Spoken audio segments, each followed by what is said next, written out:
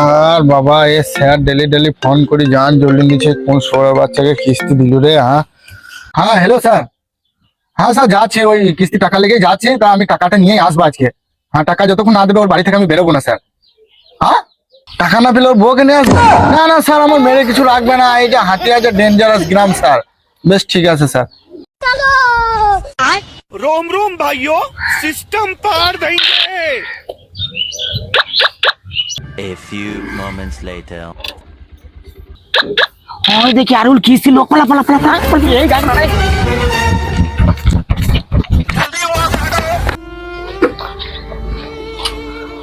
এ ভাই দাঁড়াও দাঁড়াও দাঁড়াও দাঁড়াও, কার কি হয়েছে গো? কি আরুল মারা গেছি গো? আগো কিভাবে মারা গেল তা? স্ট্রোক হি গো। মরি গেল। তাহলে কিস্তির টাকা পাতাম কি হবে, তাইলে তাহলে মাটি একটু দিয়ে আসি যা হবার হয়। তো চলো ভাই।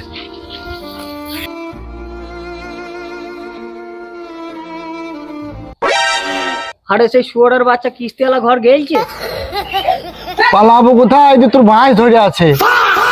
लवड़े ने এই জাড়া বাড়া মরিয়াও শান্তি নাই।